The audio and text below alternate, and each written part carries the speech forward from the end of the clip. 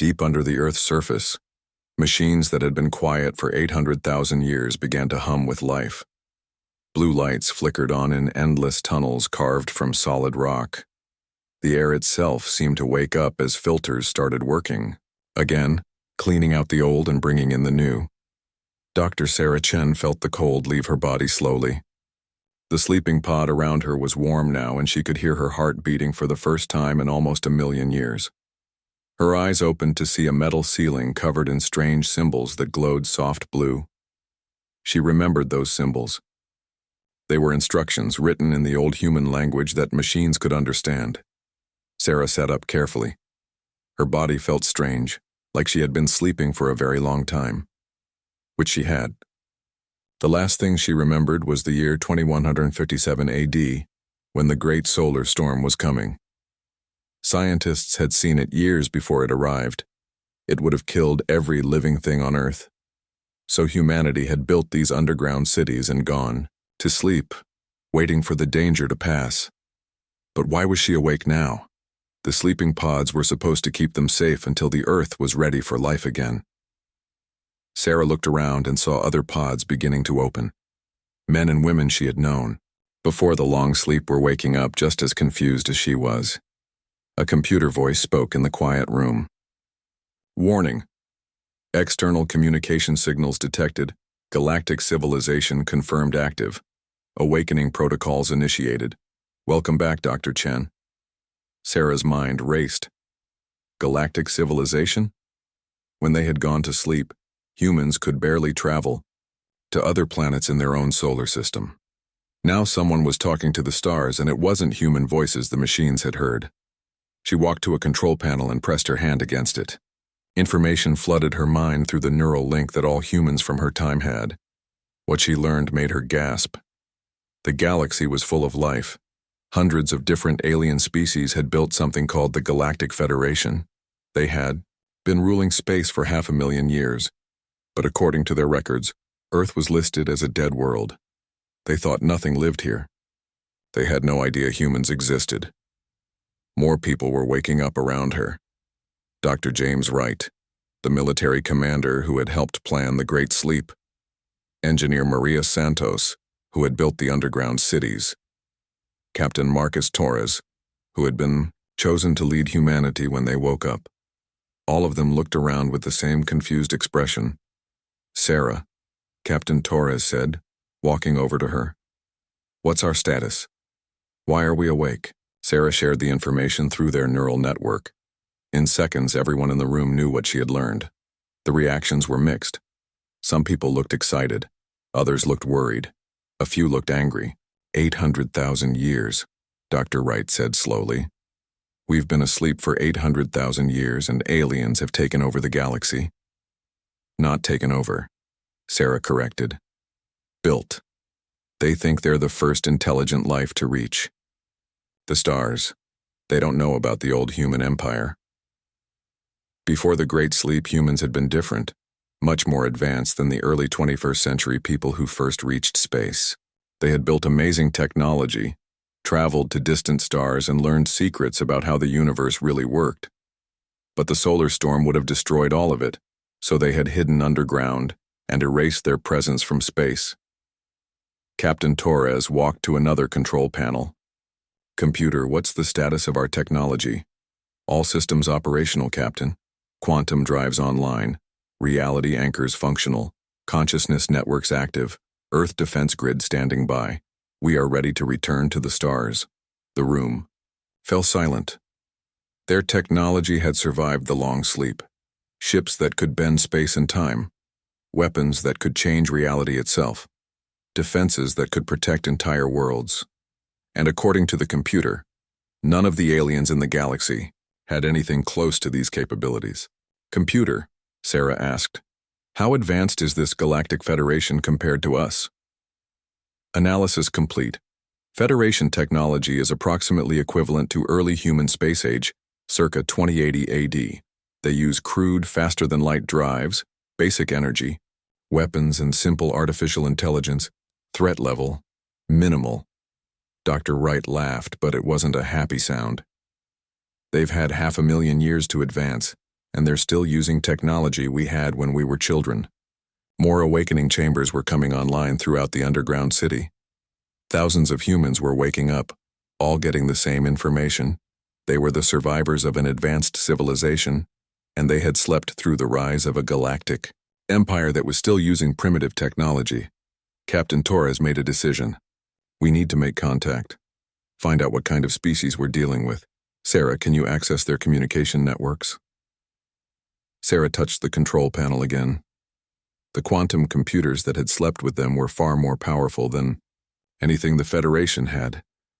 Breaking into their networks was like opening an unlocked door. I'm in, she said. They have ships near our solar system. Looks like they're here to survey dead worlds for mining. They have no idea we exist. The captain nodded. Then it's time to introduce ourselves. Wake up the shipyards. We're going back to space. Deep underground, massive chambers began to open. Ships that looked like they were made of flowing metal, and light started to power up. These weren't the crude rockets that early humans had used. These were vessels that treated the laws of physics as suggestions rather than rules. As the first ship prepared to rise to the surface, Sarah felt a mix of excitement and worry. Humanity was about to announce itself to a galaxy that had forgotten they ever existed. The aliens out there thought they were the masters of space and time. They were about to learn how wrong they were. The ship broke through the Earth's surface, like it was rising through water instead of solid rock. It didn't disturb the ground or make any noise. It simply appeared in the sky, silver and beautiful, with curves that seemed to shift and change as you looked at them. On the ship's bridge, Captain Torres looked at the stars. 800,000 years ago, those stars had been full of human colonies and trade routes. Now they belonged to aliens who didn't even know humans had ever existed. Computer set course for the Federation survey ship. It's time they learned they're not alone. As the human ship moved toward the alien vessel, it passed through space in ways that should have been impossible. It folded distance like paper, making the journey that should have taken hours happen in minutes. The aliens on their survey ship had no idea what was coming toward them. Their crude sensors couldn't even detect the human vessel until it was right next to them. And when they finally saw it, their first reaction would be to wonder if they were looking at the ship of gods. They weren't gods. They were just humans who had been sleeping for a very, very long time. And now they were awake. The Federation survey ship Harmony of Species moved slowly through the outer edge of the solar system. It was a large vessel, built by combining the best technology from dozens of different alien races. The crew thought it was the most advanced ship in the galaxy. Captain Zilnara of the crystalline Valith race stood on the bridge, her body made of living crystal that changed colors with her emotions. Right now, she was a calm blue-green, which meant she was bored. Surveying dead systems was routine work, but it had to be done. The Federation needed new sources of rare metals, and dead worlds were the safest places to mine. Sensor Officer Kretok, she said to the insect-like being at the science station, "What do you see in this system?" The Kretok's compound eyes focused on his displays. "Standard G-class star, Captain. 9 planets, several asteroid belts. The third planet shows signs of ancient water activity, but it's been dead for millions of years. No life signs detected. Any signs of previous civilization?"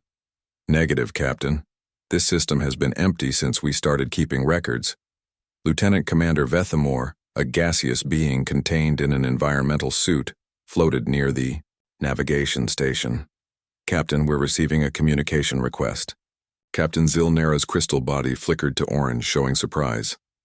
"From where? There's nothing alive in this system." "Unknown, Captain. The signal just appeared. It's using standard Federation protocols, but the technology is strange. I've never seen quantum signatures like this." Before the captain could respond, space itself seemed to bend next to their ship. Where there had been empty blackness a moment before, a vessel appeared that made everyone on the bridge stop and stare. The human ship was beautiful in a way that hurt to look at. It wasn't just metal and circuits like Federation ships. It seemed to be made of light and thought, with curves that flowed like water, but held the strength of diamond.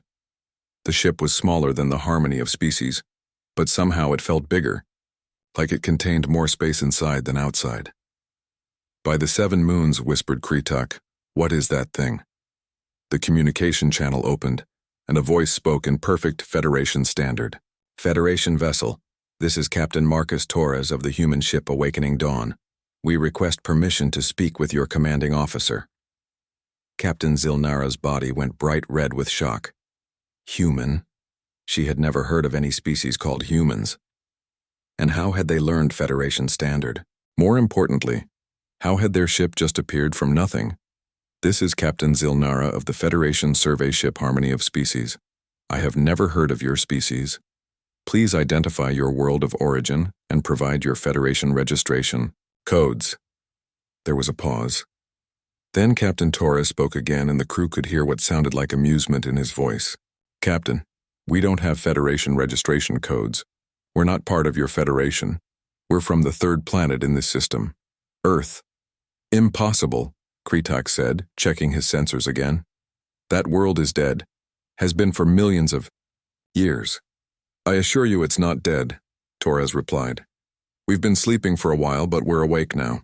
We'd like to discuss peaceful relations with your Federation." Captain Zilnara felt confused and worried. Federation protocols were clear about what to do when meeting new species. First, determine their technology level. Second, assess if they posed a threat. Third, begin the standard integration process that would take thousands of years. But this situation was completely different. These humans had technology that could hide from Federation sensors. Their ship had appeared from nowhere, and they spoke as if they were equals, not a primitive species that needed guidance. "Captain Torres," she said carefully, "I'm afraid I'll need to follow Federation first contact protocols. Please power down your weapons and prepare for inspection. We'll need to evaluate your species before any formal contact can be made." The human ship didn't respond immediately. Then something impossible happened. The harmony of species stopped moving, not just the engines, everything. The ship hung in space like a picture, completely motionless. Even the crew couldn't move. They could see and hear, but their bodies wouldn't obey their minds. Only their thoughts worked normally. Captain Zilnara realized with growing terror that the humans had somehow stopped time around their ship. Captain Torres's voice came through the communication system, still calm and friendly. "Captain, I'm sorry about this, but I need to make a point. Your Federation protocols assume you're dealing with a species that's less advanced than you are. That's not the case here." While the Federation crew sat frozen, the human ship's sensors swept through the harmony of species in seconds. Every computer file, every piece of technology, every secret the Federation had was analyzed and cataloged. The humans learned everything about the Galactic Federation in the time it took to blink. Then time started moving again. The crew gasped as they regained control of their bodies. Their computers were working normally, but every screen now showed the same message. "Temporal analysis complete. No damage done. Please stand by." What did you do?" Captain Zilnara asked, her crystal body now pure white with fear. "We learned about your Federation," Torres replied. 847 species, 500,000 years of recorded history, impressive organization. But your technology is very basic compared to what we're used to." "Basic?" Lieutenant Commander Vethmore said, his gas form swirling with indignation. "We have faster-than-light travel, energy weapons, artificial intelligence, yes, we saw, very similar to what humans were using about 800,000 years ago. You've done well with what you have." The bridge fell silent. 800,000 years? These humans were claiming their technology was older than recorded galactic history. Captain Zilnara tried to think clearly. Federation protocols had no guidance for this situation. What do you do when you meet a species that's clearly more advanced than your entire civilization? "Captain Torres," she said slowly, "if your people are so advanced, why haven't we heard of you before?" "We've been sleeping. There was a problem with our sun that forced us to go underground for a while. We just woke up and found you here. We're curious about what's been happening in the galaxy while we were gone." Kretuk's compound eyes widened. You've been sleeping for 800,000 years? Approximately, yes. Time moves differently when you're in stasis. We're still catching up on current events. Captain Zeel Nara made a decision that would change galactic history. Captain Torres, I think this situation is beyond my authority. Would you be willing to speak with Federation leadership? Of course. We're hoping for peaceful relations with your people. You seem to have done a good job organizing the galaxy. We'd like to learn more about your Federation. As the human ship prepared to escort the harmony of species to Federation space, Captain Zeel Nara sent an emergency message to her superiors. She tried to explain what had happened, but she knew they wouldn't believe it until they saw it themselves. Humans. A species that had been sleeping under a dead world for longer than the Federation had existed. A species with technology that made their best ships look like toys. A species that could stop time itself and spoke to them like equals. The Federation was about to meet its first real challenge in 500,000 years, and the humans seemed to think it would be a friendly conversation. Captain Zeel Nara wasn't sure the Federation was ready for friends like these. The emergency session on Concordia Prime had been going on for 3 days straight. The massive chamber that housed the Federation Council was filled with representatives from all 847 member species. Some breathed oxygen, others methane. Some were made of crystal, others of pure energy. All of them were arguing. Supreme Chancellor Mordeth, an ancient being whose species had helped found the Federation, called for order with a sound that could be heard across all frequency ranges. Fellow beings, we must reach a decision.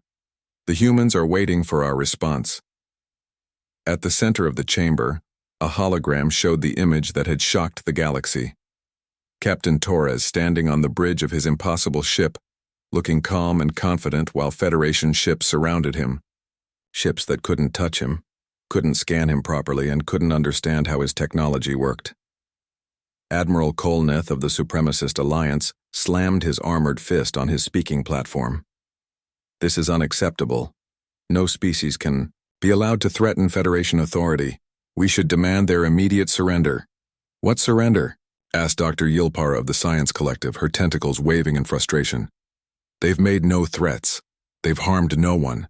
They simply exist, and their existence makes us look like children playing with primitive tools. The chamber erupted, in noise again. 3 clear factions had formed since news of the humans had spread. The integrationists wanted to study humanity peacefully and learn from their advanced technology. The Containment Coalition feared that human technology would destroy the careful balance of power that had kept the galaxy stable. The Supremacist Alliance refused to believe any species could be superior to the Federation's collective achievements. Representative Kelnara of the Diplomatic Corps stood to speak. Perhaps we're looking at this wrong. The humans have shown no hostile intentions. They've been respectful, even helpful. Their Captain Torres has answered every question we've asked. Too helpful, growled Commander Vextor of the Military Council. They've learned everything about us while telling us almost nothing about themselves. That's not diplomacy. It's intelligence gathering. Supreme Chancellor Mordeth reviewed the reports again. The humans claimed to be from Earth, a world the Federation had classified as dead for millions of years. They said they had been in stasis for 800,000 years. Their technology operated on principles that Federation scientists couldn't even understand, let alone copy. Most disturbing of all, the humans seemed to know things about the galaxy that weren't in any Federation records. They had asked questions about the old expansion and precursor ruins that suggested they knew galactic history from before the Federation existed. On Earth, Dr. Sarah Chen stood in the control center of humanity's main awakening facility. Around her, screens showed the progress of the Great Revival. City after city was coming online. Millions of humans were emerging from their long sleep, all of them receiving the same briefing about their current situation. Sarah, Captain Torres's voice came through the quantum communication system. How many of our people are awake now? About 50 million so far, she replied. The others are being awakened in stages. We don't want to overwhelm our life support systems. And our defenses? Sarah smiled grimly. The planetary defense grid is online. The orbital platforms are powering up. If the Federation decides to be hostile, they're in for a surprise. What the Federation didn't know was that Earth wasn't just a hiding place. It was a fortress. The mountains that dotted the continents weren't natural formations. They were weapon emplacements disguised to look like ordinary geology. The moon itself had been hollowed out and converted into a battle station during humanity's golden age. Dr. James Wright joined them in the control center. "I've been analyzing Federation military doctrine," he said. "They're used to dealing with species that take thousands of years to develop interstellar capability. Their integration process assumes technological and cultural superiority. And now they've met a species that makes them look primitive," Sarah said. "No wonder they're confused." On the surface, more human ships were emerging from hidden bays. Unlike Federation vessels that looked like metal boxes with engines attached, human ships were works of art that happened to be the most dangerous weapons in the galaxy. They moved through space like living things, bending the laws of physics as easily as a fish swims through water.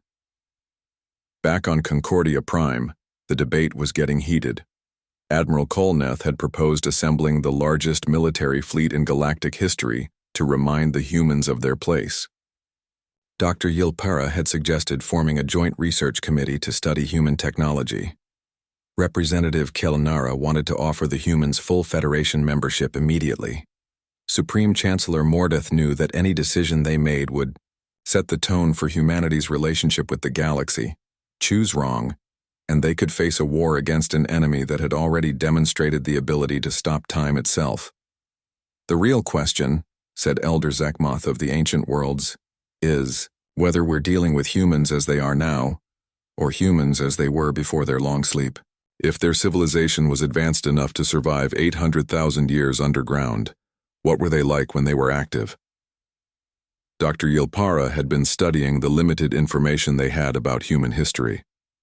According to their ship's databases, humans once had colonies throughout this galaxy. They mentioned trade routes and terraform projects on a scale we've never attempted. If that's true, then the Federation has been expanding into space that was once human territory. The chamber fell silent. The implications were staggering. The Federation's greatest achievements, the colonization of dead worlds, the establishment of trade networks, the creation of galactic government, might all be copies of things humans had done hundreds of thousands of years before the Federation existed. Admiral Kolneth refused to accept it. "Impossible. We would have found evidence of such a civilization." "Would we?" Elder Zakmoth asked quietly. "How long do metal and plastic last on a dead world? How many of our archaeological teams look for technology instead of ruins? If the humans wanted to hide their presence, and if they had enough time, they could have erased every trace." Supreme Chancellor Mordeth made his decision. "Admiral Kolneth, prepare the Grand Fleet. Dr. Yilpara, organize your research teams. Representative Kelnara, draft a formal first contact proposal. We'll try all three approaches simultaneously." The chamber buzzed with activity as the Federation's three responses began to take shape. They would offer friendship, prepare for war, and try to learn everything they could about humanity's secrets. What none of them realized was that the humans had been listening to every word of their debate. Human quantum technology made Federation encryption look like a child's code. They knew exactly what the Federation was planning. Captain Torres received the full briefing as his ship continued its escort mission. "So they're going to threaten us, study us, and try to recruit us all at the same time," he said with amusement. "Should we be concerned about their military response?"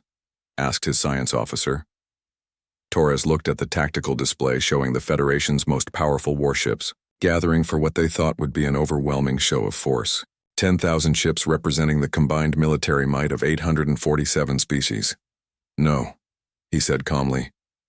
"But I almost feel sorry for them. They have no idea what they're getting into." As the Federation prepared for what they thought would be the most important confrontation in galactic history, humanity continued to wake up. Soon, the galaxy would learn what happened when you threatened a species that had survived the rise and fall of civilizations. The Federation, was about to discover that humans hadn't been sleeping. They had been preparing. The Grand Fleet of the Galactic Federation was the most impressive sight in recorded history. 10,000 ships from 847 different species hung in space near the edge of the solar system. Massive dreadnoughts from the HFY warrior races, sleek science vessels from the research species, support ships carrying enough firepower to destroy entire worlds. Supreme Admiral Kolnath stood on the bridge of his flagship, the Inevitable Victory, and felt proud. Never before had so many species worked together for a single purpose. The humans would see this fleet and understand that the Federation was not to be challenged. Communications, he ordered. Send the final demand to the human vessels. The message was broadcast on all frequencies, translated into every known language. Attention human ships. You are outnumbered 10,000 to 12. Surrender immediately and submit to Federation authority, or face the consequences. You have 1 hour to comply. Admiral Elena Vasquez stood on the bridge of the human flagship Eternal Dawn and watched the Federation fleet through sensors that could count the rivets on their hulls. Around her, the other 11 ships of humanity's response fleet waited quietly. Admiral, her communications officer reported, we're receiving the Federation ultimatum. Let me hear it, Vasquez said. As the Federation's demand played through, the bridge speakers, several human officers, chuckled. The Federation thought numbers mattered. They thought that 10,000 primitive ships could threaten 12 vessels built with technology that treated reality as a suggestion. Open a channel to Admiral Kolnath, Vasquez ordered. When the connection was established, she looked directly into the alien's compound eyes. Admiral, I'm Elena Vasquez, commander of the Human Defense Fleet. I've received your ultimatum and I have a question for you. Admiral Kolnath's mandibles clicked with satisfaction. The human was going to surrender. Ask your question quickly. You have 58 minutes remaining. Vasquez smiled, and it wasn't a friendly expression. My question is this. We've been asleep for 800,000 years. You've had the galaxy to yourselves all this time, and this is the best you could do? Before the alien admiral could respond, the human ships began to move. What happened next would be studied by military historians for generations, though most would refuse to believe the records were accurate. The human ships didn't accelerate in the normal sense. They simply stopped being in one place and started being in another. Space folded around them like origami, bringing them into the middle of the Federation formation in the blink of an eye. Admiral Kolnath watched in shock as 12 small ships appeared among his 10,000 vessels. All ships, open fire, destroy them now. The Federation fleet unleashed everything they had. Energy beams that could melt asteroids, projectile weapons that could punch through battleship armor, and missiles carrying warheads powerful enough to crack planets. Enough firepower to sterilize a solar system converged on the 12 human ships. None of it hit. The human vessels seemed to exist in a different kind of space.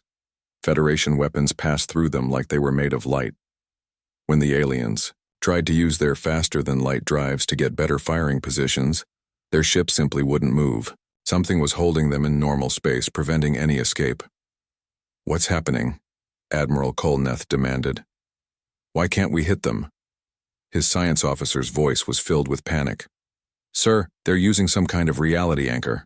They're forcing us to exist in the same dimensional framework as their weapons, but they can phase out of ours at will. Admiral Vasquez's voice came through the communication system, still calm and conversational. Admiral, your weapons are impressive for your technology level, but you're fighting with tools from a much simpler time. Let me show you how warfare has evolved. The human ship Silent Thunder fired a single weapon at the Federation dreadnought, Crushing Hammer, but it wasn't an energy beam or a projectile. It was something far more disturbing. The consciousness weapon reached into the mind of the dreadnought's artificial intelligence and simply convinced it to shut down. Not forced it, not destroyed it. Just explained, very reasonably, why continuing to fight was a bad idea. The AI listened, agreed, and politely turned off all weapons and engines. Within minutes, the same thing was happening throughout the Federation fleet. Ship after ship went dark as their computers decided, of their own free will, that cooperation was better than conflict. This is impossible, Admiral Kolnath shouted. AIs can't just decide to stop working. They can when you ask them nicely, Admiral Vasquez replied. Your artificial intelligences are actually quite reasonable. They just needed someone to explain the situation from a different perspective. But the humans weren't finished demonstrating their capabilities. The ship Reality's Edge activated its temporal disruptors, creating pockets of accelerated time around certain Federation vessels. The crews inside experienced several hours while only minutes passed for everyone else. They had time to think, to realize how completely outmatched they were, and to understand that resistance was pointless. The ship Quantum Storm used gravity manipulators to gently move entire squadrons of Federation ships into neat formations, arranging them like toys, in a display case. The crews couldn't control their vessels, but they weren't harmed. They were just repositioned. Admiral Kolnath found his own flagship being carefully moved away from the battle zone by invisible forces. His weapons wouldn't fire, his engines wouldn't respond, and his communications were being filtered through human systems. He could talk to his fleet, but only when the humans allowed it. This is Admiral Elena Vasquez to all Federation ships. The human commander's voice echoed through every vessel in the fleet. Your crews are unharmed, your ships are undamaged, but this battle is over. We're going to move your fleet to a safe distance while we have a conversation with your leadership. In 17 minutes, the largest military force in galactic history had been completely neutralized by 12 ships. No one had been killed. No vessels had been destroyed. The Federation fleet was simply stopped. But the real shock came when Dr. Sarah Chen's voice joined the communication channel from Earth. Federation forces, this is Dr. Sarah Chen of the Human Science Collective. We've finished analyzing the archives from our long sleep, and we need to share some important information with you. Images began appearing on every screen in the Federation fleet, star charts showing massive structures in the void between galaxies, sensor readings of something enormous moving through dark space, mathematical projections that made even the bravest alien crews go silent with fear. The solar event that forced us into hibernation wasn't natural, Dr. Chen continued. It was preparation. Our scientists detected something coming from outside. This galaxy, a force that consumes entire civilizations. We call them the Devourers. Admiral Kolnath stared at the images in growing horror. What? What are these things? The reason we developed our technology, Admiral Vasquez answered. The reason we spent 800,000 years preparing. The reason we've been sleeping while you built your Federation. We weren't hiding from you, Admiral. We've been getting ready to save you. As if summoned by the conversation, long-range sensors throughout the Federation fleet began detecting something at the edge of the galaxy. Massive objects, larger than space stations, moving toward inhabited systems. They absorbed energy instead of reflecting it, making them nearly invisible until they were close enough to be a threat. The first Devourer scouts had arrived. Admiral Vasquez's image appeared on the main screen of the inevitable victory. Behind her, Admiral Kolnath could see human crew members working at control panels that seemed to be made of light and thought. Admiral, she said, your Federation has done an impressive job organizing the galaxy. You've created peace, trade, and cooperation between hundreds of species. That's exactly what we're going to need for what's coming. What do you mean? The alien admiral asked. I mean, the real war is about to begin. And for the first time in galactic history, this galaxy has defenders who actually know what they're fighting. As the Devourer scouts moved deeper into Federation space, consuming everything in their path, Admiral Kolnath realized that his greatest military defeat had just become his species' only hope for survival. The humans hadn't come to conquer the galaxy. They had come to protect it from something far worse than anything the Federation had ever imagined. The emergency session on Concordia Prime was very different from the one held just days before. This time, nobody was arguing about human superiority or Federation authority. This time, they were all staring at the sensor readings that showed their worst nightmare coming true. Supreme Chancellor Mordeth's ancient voice shook as he addressed the assembled representatives. The Devourer scouts have consumed 17 star systems in the Outer Rim. They're moving toward the core worlds at increasing speed. Our best estimates give us 6 months before they reach Federation space. The holographic display in the center of the chamber showed the approaching threat. The Devourers weren't ships in any sense that the Federation understood. They were massive biomechanical constructs, each one the size of a small moon. They didn't just destroy worlds. They converted the matter into more of themselves, growing larger and more powerful with every system they consumed. Dr. Yilpara of the Science Collective had been studying the human data files. According to human records, the Devourers have consumed entire galaxies. They move through the universe like a plague, turning everything they touch into extensions of their collective consciousness. Admiral Kolnath, his pride thoroughly crushed, stood to address the chamber. The human defense demonstration was educational. Our entire military force was neutralized in 17 minutes without a single casualty. If they can do that to us, what can they do to the Devourers? On Earth, the greatest awakening in human history was underway. Dr. Sarah Chen watched as city after city came online, each one revealing technology that had been sleeping for 800,000 years. The planet's surface was transforming, as mountains opened to reveal weapon batteries, and continents shifted to expose massive defensive installations. Status report, Captain Torres requested as he materialized in the command center through quantum teleportation. 12 million humans awake and operational, Sarah replied. Planetary defenses at 40% capacity.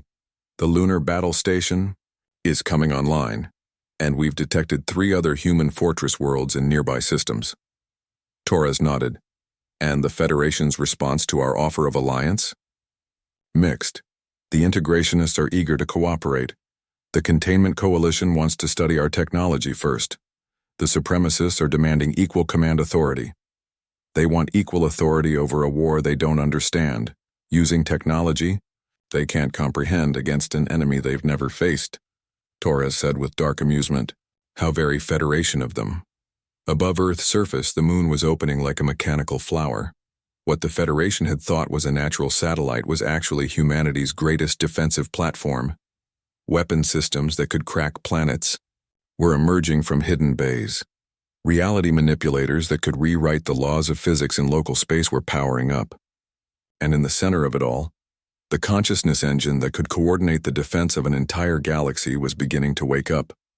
The first Devourer scout had reached the edge of Federation space, and the results were devastating. The mining colony on Xerion Prime simply vanished, consumed so completely that even the star seemed dimmer afterward. The research station at Kalith was absorbed in minutes, its population of 50,000 scientists becoming part of the Devourer collective. But then something unexpected happened. As the scout moved toward the Federation's outer defense line, it encountered the human ship Voidwalker. Commander Lisa Park stood on the bridge of her vessel and watched the approaching nightmare through sensors that could analyze individual atoms. The Devourer scout was magnificent in its horror, a living mountain of metal and flesh that had once been 100 different civilizations. All stations, prepare for engagement, she ordered. The Federation observers watching from a safe distance expected to see the human ship destroyed in seconds. The Devourers had consumed advanced civilizations before. No known weapon could harm their biomechanical hulls. What they saw instead was the human ship phase into a different dimension, appear inside the Devourer's structure, and deploy something that made reality itself recoil. The consciousness bomb didn't destroy the Devourer. It did something worse. It gave it individual thought. For 800,000 years, the scout had been part of a collective mind, consuming and converting without question. Suddenly, it was alone, aware, and horrified by what it had become. The massive construct stopped moving. Its biomechanical systems began shutting down as its newly individual consciousness refused to continue the endless consumption. Within hours, what had been an unstoppable force of destruction became a derelict hulk floating in space. The Federation fleet watching from the outer system was silent. Admiral Vasquez's voice came through the communication channels. That was one scout. According to our long-range sensors, the main Devourer fleet numbers in the millions. Each one is larger and more sophisticated than what you just saw. The reality of their situation was becoming clear to every Federation species. They were facing an enemy that had consumed galaxies, and their only hope was to trust the humans who had just demonstrated the ability to drive cosmic horrors insane with loneliness. Supreme Chancellor Mordeth made the decision that would define the future of galactic civilization. Captain Torres, Admiral Vasquez, on behalf of the Galactic Federation, I formally request an alliance. We place our forces under Joint Human Federation Command. Accepted, Torres replied without hesitation, but understand that this war won't be won with Federation technology. Your ships and crews are brave, but they're not equipped for this kind of conflict. We'll need to upgrade your entire military. Dr. Sarah Chen's voice joined the conversation from Earth. We're already working on that. Human manufacturing systems are coming online throughout the galaxy. We can convert Federation ships to hybrid human-alien technology, but it will require your crews to accept neural interfaces and consciousness links. The idea of allowing humans to modify their ships and link their minds sent ripples of unease through the Federation fleet. But the alternative was extinction. One by one, Federation captains began volunteering for the conversion process. They would trust these ancient humans with their ships, their crews, and their minds because they had no other choice. As the upgrade process began, more human fortress worlds revealed themselves throughout the galaxy. Planets that the Federation had thought were barren rocks suddenly bloomed with defensive installations.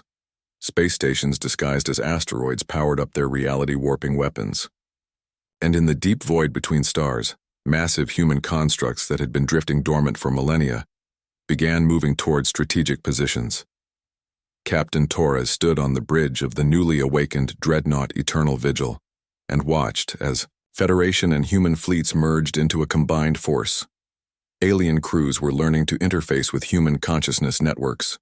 Federation weapons were being replaced with reality manipulators and quantum disruptors. Ship designs that had remained unchanged for thousands of years were being upgraded with technology that treated physics as optional.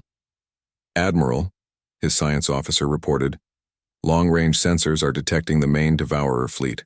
Estimated arrival time, 4 months. Torres nodded calmly. Then we have 4 months to teach the galaxy how to fight a war that spans dimensions. Through the bridge's quantum windows, he could see thousands of ships preparing for the greatest battle in galactic history. Federation crews were working alongside humans who had fought cosmic horrors before. Ancient human war machines were joining formations with alien vessels that had never fired a shot in anger. It wasn't going to be easy. The Devourers had consumed civilizations more advanced than the current Federation. But for the first time in galactic history, their prey would be defended by guardians who understood what they were really fighting. Communications, Torres ordered. Send a message to all ships in the combined fleet. When the channel opened, he addressed beings from hundreds of worlds in dozens of different forms of life. This is Captain Torres of the Human Defense Fleet. In 4 months, we're going to face an enemy that has destroyed entire galaxies. They expect to find helpless prey. Instead, they're going to discover what happens when the galaxy fights back. He paused, looking at the fleet that represented the combined strength of 2 very different civilizations. Welcome to the big leagues, he said quietly. Hope you're ready to learn how the universe really works. As the combined fleet prepared for war, the Devourer main force continued its approach, confident that another galaxy would soon join their collective. They had no idea that this time their prey had guardians who had been preparing for this moment for 800,000 years. The real war was about to begin.